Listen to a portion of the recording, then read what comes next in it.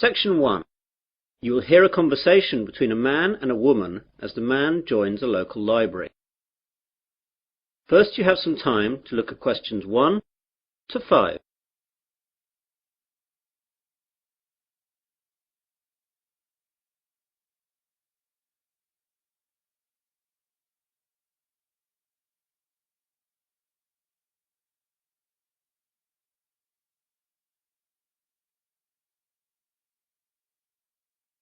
You will see that there is an example.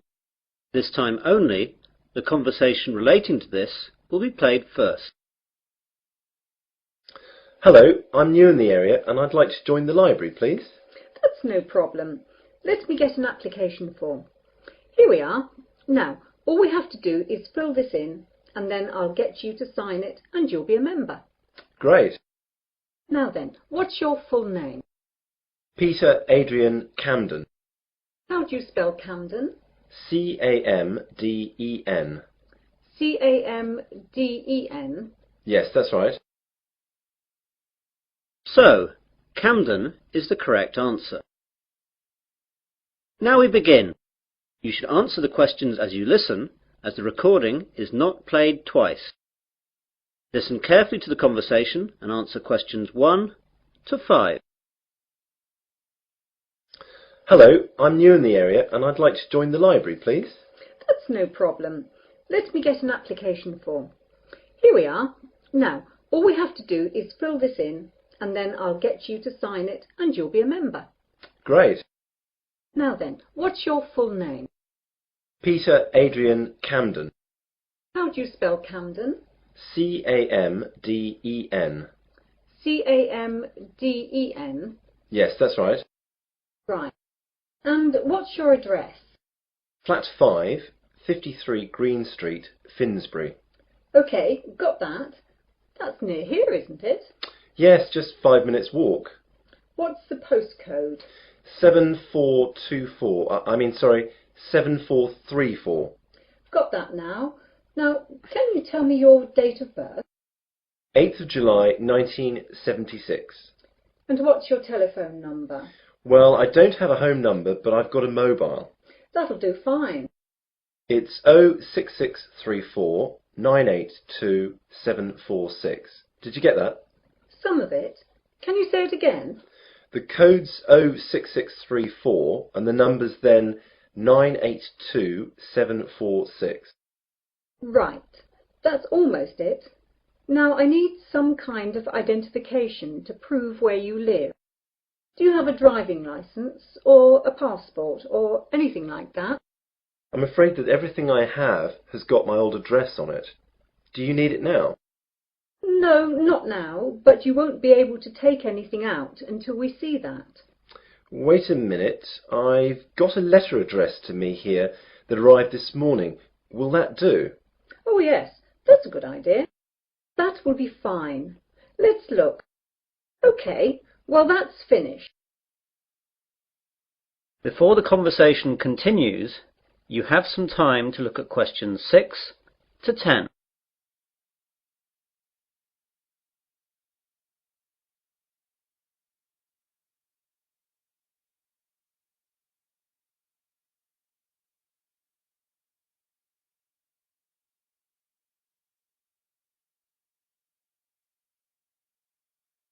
Now listen carefully and answer questions 6 to 10. Could I ask you a few questions? The council that runs the library is running a survey to find out what kind of books people prefer so that they can direct their buying. Yeah, no problem. OK, so what type of books do you like? Well, I'm very keen on mysteries. You know, when a detective is trying to find out who did the murder. Historical novels interest me too. Romance, never. My sister loves them, but they bore me to tears. I quite like books on animals too. I get them out sometimes. Not science fiction either. Too weird. Well, I think that's it then. Good. Oh, do you charge anything? The library is free unless you want to rent out some of our videos or DVDs. How much is that? Well, we rent videos out for $4 each and DVDs are $6. You must leave us a deposit of $60 as well. That's returnable, of course. I don't think I'll get any of those just yet. Can I pay later? Sure, just give the money in when you're ready to rent them out. Well, thanks very much. You've been very helpful. I might take a book out now for the weekend, if that's okay. Go ahead. Well, goodbye. That is the end of section 1. You will now have half a minute to check your answers.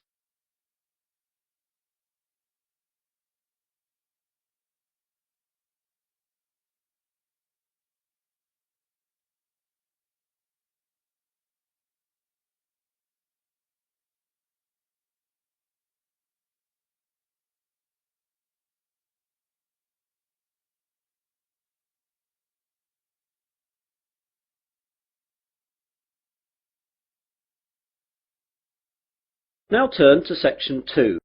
Section 2. You will hear part of a talk about Mount Rushmore given by a tour guide. First, you have some time to look at questions 11 to 15.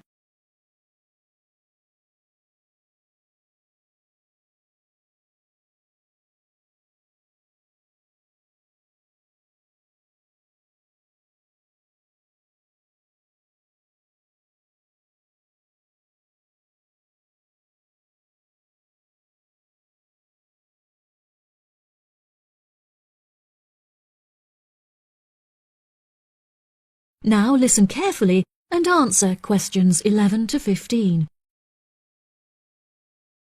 Good morning, everybody, and welcome to Mount Rushmore.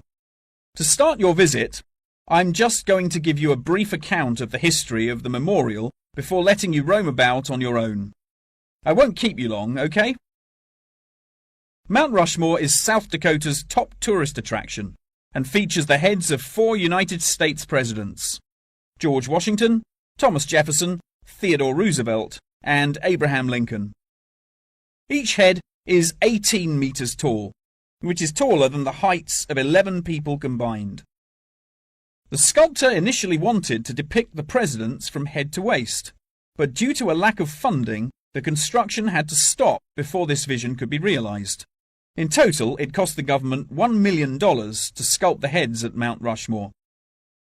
Before the construction of the presidents' heads, the mountain was just bare rock and forest, attracting only a few hikers a year. The new carving at Mount Rushmore has become an iconic symbol of presidential greatness and has appeared in works of fiction and other popular works. The sculpture has also worked perfectly as a way to develop tourism, which was its intended purpose, and now attracts over 2 million people a year. The original plan was to carve the presidents' faces into the granite pillars known as the Needles. However, the sculptor soon realized that these rocks were too eroded and delicate to support such a large sculpture. Instead, he chose to locate the carving at Mount Rushmore due to its grand appearance and brightly lit rock faces that experience maximum exposure to sunlight throughout the day as a result of the southeast orientation. Upon seeing Mount Rushmore, the sculptor declared, "America will march along that skyline." The name of Mount Rushmore also has an interesting history. The location was originally known as the Six Grandfathers. However, during an expedition in 1885, the mountain was renamed after Charles E. Rushmore, a prominent New York lawyer who joked that his annual treks to the mountain had earned him the right to have it named after him. 40 years after the mountain was renamed, Charles E. Rushmore donated $5,000 towards the sculpting of the presidents' heads, the largest single contribution. In 1927, the construction works started and 7 years later was complete with no fatalities. So that's the history for you. If you'd like any more information, please feel free to ask me questions, or you can soak up the information from our fantastic guidebook. Before you hear the rest of the talk, you have some time to look at questions 16 to 20.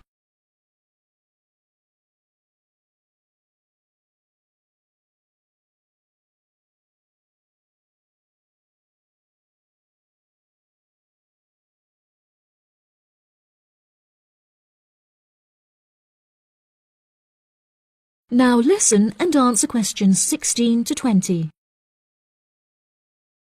Now I'm going to give you a plan of the site, and I'd just like to point out where everything is so that you can explore everything for yourself. We're currently standing at the entrance, which is marked with the arrow on the map. If you follow the trail up to our left, you will find the information centre. There's a great photo booth there where you can have your photograph taken with Mount Rushmore in the background for a fee of only $10. What a great souvenir! In front of us is the refreshment centre, where you can help yourselves to coffee, locally grown tea, and a delicious selection of cold drinks and biscuits. Be sure to stay hydrated as it can get really hot up here. To our right, not far up the trail, is the gift shop. Here we sell copies of the guidebook, and it's also the perfect place to pick up some small souvenirs for yourself, your family and friends. Now, further up the trail, behind the gift shop, is a big stone building with a workshop. This is where all of our souvenirs are made by hand, which you can purchase in the gift shop, like I said before. Some are even carved from pieces of rock taken from Mount Rushmore itself. If you carry on walking up the trail past the workshop, you'll find our state-of-the-art visitor centre, where you can find maps of the walking trails here at Mount Rushmore. Now for the real treat.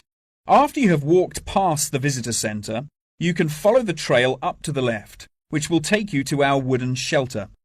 From here you will have the best view of Mount Rushmore that there is, an experience not be forgotten. Right, if anyone wants a guided tour, then I'm starting at the information centre. If you'd like to follow me, this way please. That is the end of section 2. You now have half a minute to check your answers.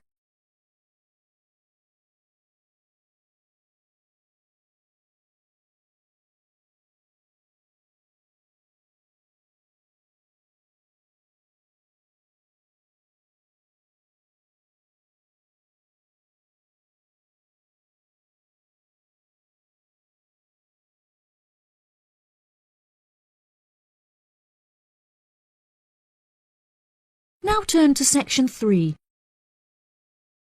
Section 3.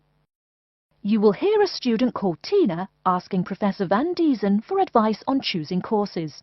First, you have some time to look at questions 21 to 26.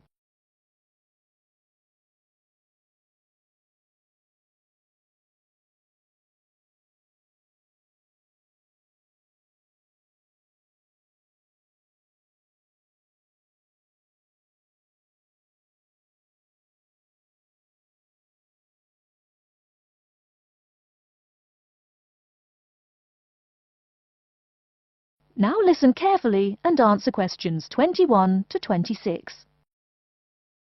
Hello, are you Professor Van Diezen? Yes, I am. And who might you be? Oh, sorry, my name is Tina. I'm a freshman here. They told me I should ask you for advice in choosing courses. Well, that's part of what I'm here for. Please come in and sit down. Now, what are your questions? I almost don't know. Everything is so confusing. Like, what is a specialized course? Oh, easy. A specialized course is one that is compulsory, meaning it's a requirement for your major, and regular, so you can't place out by taking a proficiency exam. That sounds pretty strict. Then what are all these general courses? I seem to have to take so many. Nothing to be alarmed over. These are courses open to all students and not directly related to your major. The university offers these general courses to choose so that you can become more well-rounded individuals. For example, I see you're a microbiology major, so it might be a good idea to take some literature or history courses so that you can know something besides all science. You mean these courses are like for fun? That might be one way to look at it, but don't tell the literature professor such a thing. Think of a general course as the opposite of a specified course. A specified course is one that pertains directly to your major. So, can I take any microbiology course I want? Let's see. Oh, those courses used to be open to microbiology students only. The good thing is now it's open to students on a flexible schedule, so it's not only for full-time students. So the answer is yes. if you have the instructor's permission. May I ask you why you chose microbiology? Well, I also like plain old biology too. You know, full-size animals. I might even become a veterinarian. Could I take some biology classes? Well, they are open to full-time students only, which I believe is what you are. I don't know how a freshman would get along with microbiology, though. I mean, most of the students presently looking into it are from off-campus. Off-campus? Yes, you know, people who use it in their work at hospitals, laboratories, even a police detective. Why did you choose microbiology, if I may ask? I don't think you quite answered that. Well, eventually I want to be a doctor. At least my dad tells me so. If I may say so, young lady, you seem a little uncertain. Still, I think that might be a good idea for a career. Of course, if you're thinking about being either a doctor or a vet, you should take some medical science classes before you even think of applying to med school. Great! What should I take? There is one small problem. The new medical sciences building is under construction, so there are no experimental facilities available until next year. I'm afraid you'll have to wait, but don't forget to take those courses at the first opportunity. Oh, bummer. Is there any other course you'd recommend for someone like me? Well, since you seem to like animals, have you ever thought about looking into environmental science? No, I never really thought about it before. Is it worthwhile? Quite. In fact, it's the fastest growing subject on this campus. Before you hear the rest of the talk, you have some time to look at questions 27 to 30.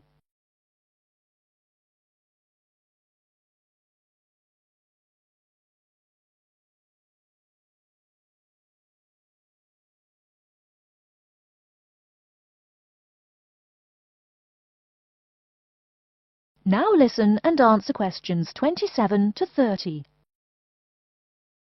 I'm sorry, I couldn't help noticing the long list of classes you've written out there. May I have a look? Oh, sure. Medical science, statistics, laboratory techniques, medicine, mathematics, computing. My, a bit of everything here. Is it too much? For your first semester, yes. What I suggest is starting out by taking the compulsory courses. Like we said before, the medical science can wait. Consider taking that in your sophomore year. I think I'd put off computing, too. I recommend to all freshmen that I talk to get the compulsory mathematics out of the way as early as possible, so take that one. It'll be one less difficult course you have to focus on when the science lab opens next year, and you have to catch up on classes like laboratory techniques. Your major also requires statistics, so you have to balance 2 math classes, and no doubt you should take that. Otherwise, get your required medicine course out of the way by taking something theory-based. Oh, of course, and your environmental science class, if you're interested. The others can wait, though I think computing is definitely a good idea, even though it's not required. I see, too, on your paper there, you seem to have had high marks on the entrance exam. Yeah, I guess so. Don't be shy. Have you thought about applying for a scholarship? Do they have any? I mean, my dad is always complaining about how much money it costs him. In your department, there are actually 3 full scholarships available.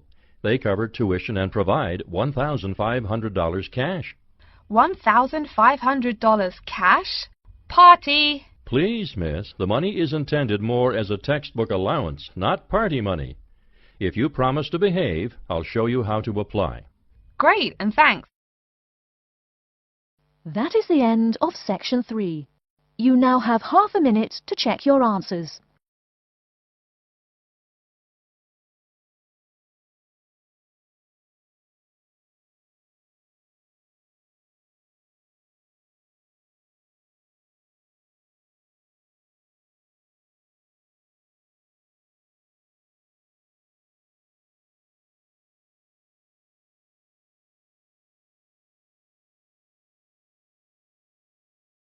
Now turn to section 4.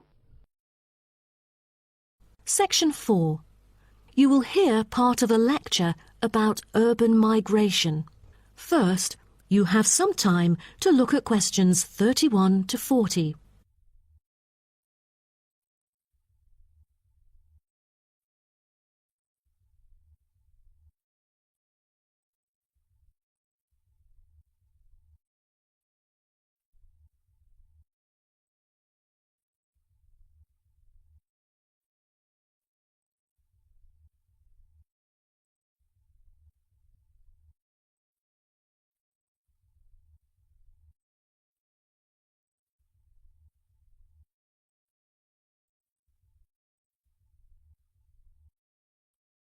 Now, listen carefully and answer questions 31 to 40. Good afternoon, and welcome to my talk on urban migration today. The world has experienced unprecedented urban growth in the recent decades. As much as 3% of Earth's landmass has been urbanized, an increase of at least 50% over previous estimates. Today, people living in cities already outnumber those in rural areas, and the trend does not appear to be reversing. In addition, cities have larger amounts of carbon consumption than rural areas. This is a result from two major aspects. First, with the increase of urban population around the world, the massive construction of urban infrastructure and residential housing is hard to avoid. Second, urban households have a higher rate of car ownership and use more gasoline products. Even though rural exodus is often negatively judged, there are also benefits of migration, shared by the local environment and the society as a whole. Well, firstly, global trends of increasing urban migration and population urbanization can provide opportunities for nature conservations, particularly in regions where deforestation is driven by agriculture. As rural dwellers leave their homes, local forests are left to recover. What's more, it is easier for city dwellers to get around. Living in the country means transport can be very difficult. For instance, after midnight there are no buses or taxis in the countryside. However, there is still a number of public transport modes to choose from in the city. Finally, with more funds and advanced technology, cities endeavor to produce clean energy. New power plants have been built to take harmful methane gas created by the decomposition of rubbish and convert it into electricity. By doing so, an important greenhouse gas is turned into useful energy rather than being directly emitted into the atmosphere. The hustle and bustle of city life offers women the opportunity to explore different professions and pursue their own careers. Women in cities work as engineers, managers, and even football players. This change of roles has affected their marital status and family life. More women are choosing their careers over marriage, which raises the graph of late marriages. As a result, more are remaining single well into their late 30s. They want to be independent and earn money on their own.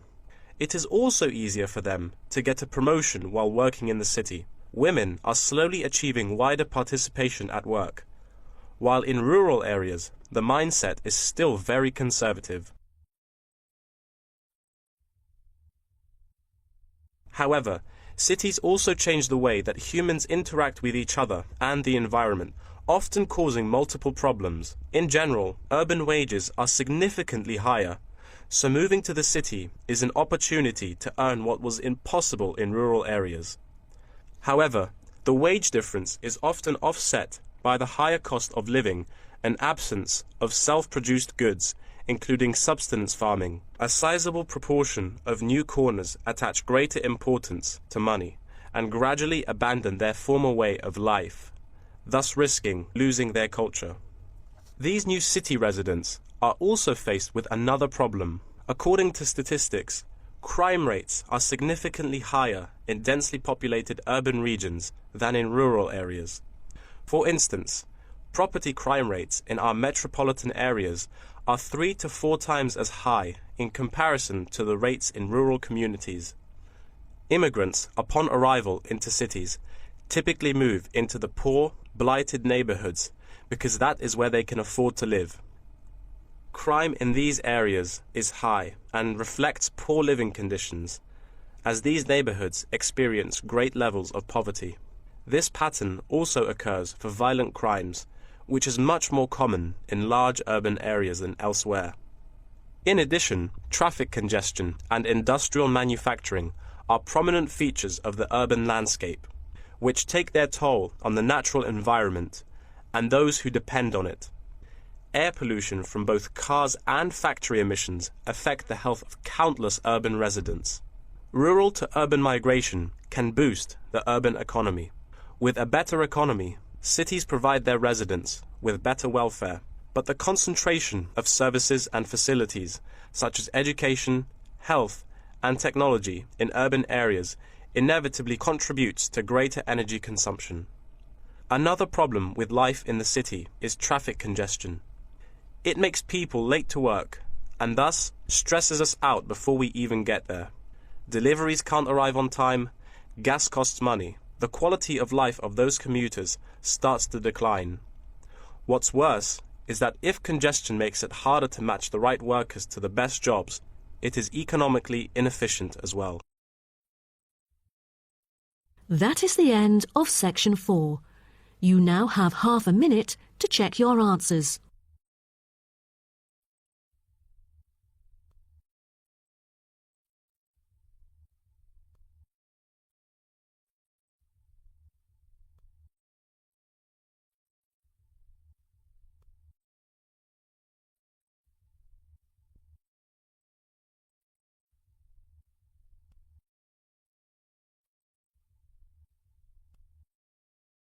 That is the end of the listening test.